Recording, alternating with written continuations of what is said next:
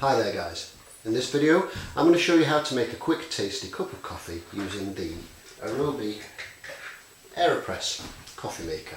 A little bit of a disclaimer, this is not the definitive method, this is how easy the device is to use, how simple it is. You can complicate it as much as you want from there. But the reason I'm posting this is there are a lot of videos out there showing really convoluted methods of making coffee with the Aeropress, and the thing with the Aeropress is there isn't a specific right and wrong way. You can get as technical as you want to, you can weigh things, you can check the temperature with a thermometer, you can adjust steep times and all kinds of things, but it doesn't have to be that complicated. It's a simple, straightforward coffee making machine. So we're going to scoot over to the bench, show you what we've got, and we're going to go ahead and make a quick simple cup of coffee with the Aeropress. To make a cup of coffee you will need 1 scoop, provided with the Aeropress, of freshly ground coffee, ideally, as I have here. Pre-ground coffee you can use, there's no reason why not. Freshly ground is going to give you better flavour, that's all. So 1 scoop freshly ground coffee. You will need the Aeropress device itself, which is seen here with the plunger just inserted into the end, enough to make an airtight and watertight seal. You'll need the stirring paddle, you'll need the cap and a paper filter. If it's a new paper filter, pre-wet the filter first just to get rid of any stray bits of fibrous paper or what have you on there. You can reuse the filter several times. You will need a kettle of freshly boiled water and you will need a cup. So what we do is we take the coffee grounds, so straight into the Aeropress, and then we pour on water that's off the boil, so boiled, and leave it stand for a minute or so to about the halfway mark.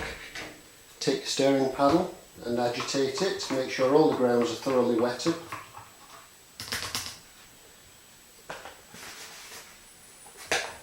And then fill up to the top.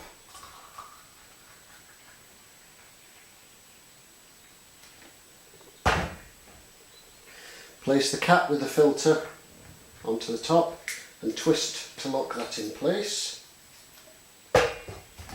Move that kettle out of the way so we can see what's going on here. And then immediately invert the unit. You'll see that there's not much coming out of there because you've got a vacuum hole in there. You may get the odd drip or two, but that's nothing to worry about. And then plunge.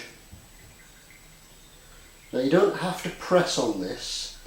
Effectively what you're doing here is you're just sort of leaning your body weight on it, and the entire process should take somewhere between 20 and 30 seconds to plunge right the way through.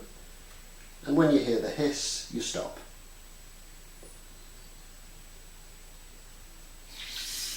There we go. Lift the device off, invert it.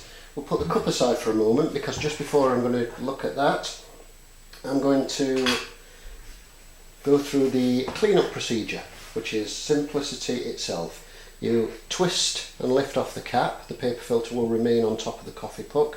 You rinse that, put it aside to dry.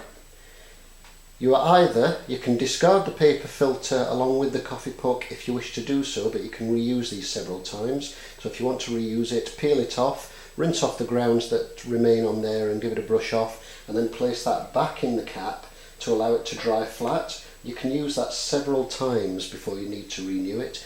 The coffee puck is now sitting in there. You go over to the waste bin or your waste disposal unit or your compost or what have you and pop it out. Simple as that. And there's your coffee puck. And then you put this under the tap, give it a quick rinse and wipe. If you're out in the field, if you're out trekking, what have you, you don't even need to worry unduly about giving that a rinse straight away. You can just give it a wipe and then pop it away, and that's it, cleaned, all done and dusted. So it's simplicity itself to use, simplicity itself to clean, and then what you're left with here is a lovely smooth cup. That's good. A lovely smooth cup of coffee. You can top that up You can mess around with timings and things, as I've said afterwards, but that's essentially all there is to it. That's all you have to do to make a good cup of coffee with the Aeropress. My personal preferred method is the method I've just shown you here, but allowing the grounds to steep for about a minute before I invert and plunge. But the beauty of this is, once you've got the device, you can then have a play around with it and see what your preferences are. So I hope this has been useful. Thank you for watching.